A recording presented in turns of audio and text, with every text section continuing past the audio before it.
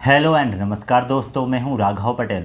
दोस्तों, आज के वीडियो में हम बात करने वाले हैं कि कौन कौन सी संपत्तियां होती हैं जिनसे एक पिता अपने पुत्र को बेदखल नहीं कर सकता है। दोस्तों, यहां पर हम बात करने वाले हैं कि एक पिता केवल अपने वयस्क पुत्र को ही संपत्ति से बेदखल कर सकता है। यदि किसी पिता का ऐसा लड़का है जो नाबालिग है या फिर माइनर है तो उसे संपत्ति या प्रॉपर्टी से बेदखल नहीं किया जा सकता, बल्कि जो पुत्र है वह अपने पिता से कानूनी रूप यानी लीगली रूप से मेंटेनेंस पाने का भी हकदार होता है। तो दोस्तों, अब हम फर्स्ट पॉइंट की बात करें कि एक पिता कब कानूनी रूप से पुत्र को संपत्ति से बेदखल नहीं कर सकता है।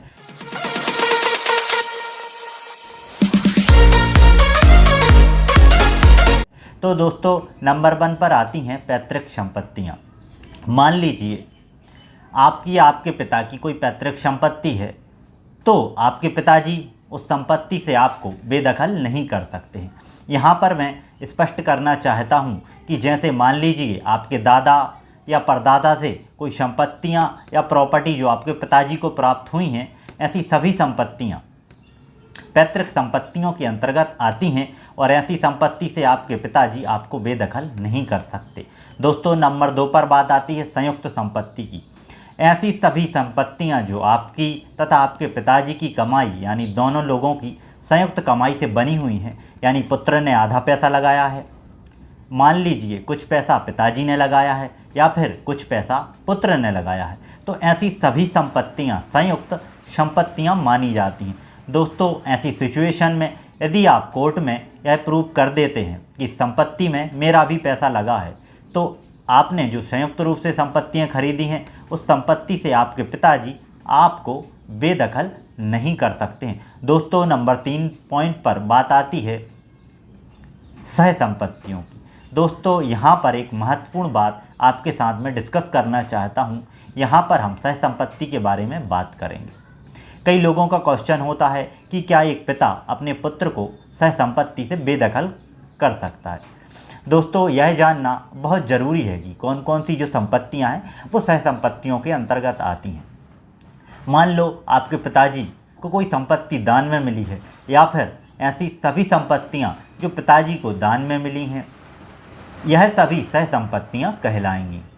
अगर किसी व्यक्ति ने कोई संपत्ति आपके पिताजी को वसीयत की है तो वह भी सह संपत्ति के अंतर्गत ही मानी जाएगी। यहाँ पर मैं आपको एक बात फिर बताना चाहता हूँ कि एक पिता केवल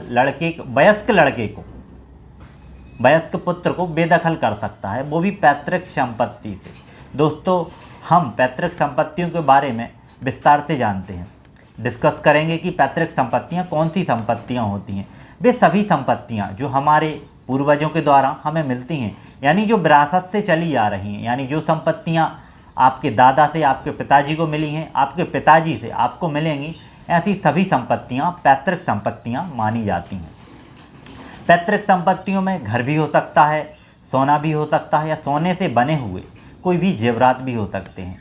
यहाँ पर अचल संपत्तियों को भी पैतृक संपत्ति माना जाता है। हिंदू विधि की एक शाखा है मिताक्षरा, उसके अनुसार एक पुत्र को अपनी पैतृक संपत्ति में जन्म से ही अधिकार होते हैं, इसलिए पुत्र को जन्म से अधिकार होने के कारण इन्हें पैतृक संपत्तियां कहते हैं। दोस्तों, वीडियो आपको पसंद आई होगी। वीडियो से रिलेटेड आपके कोई क्वेश्चन है तो आप हमें कमेंट करके बता सकते हैं। साथ ही दोस्तों, हमारे वीडियो को ज़्यादा से ज़्यादा शेयर करें, साथ ही हमारे चैनल को सब्सक्राइब करें।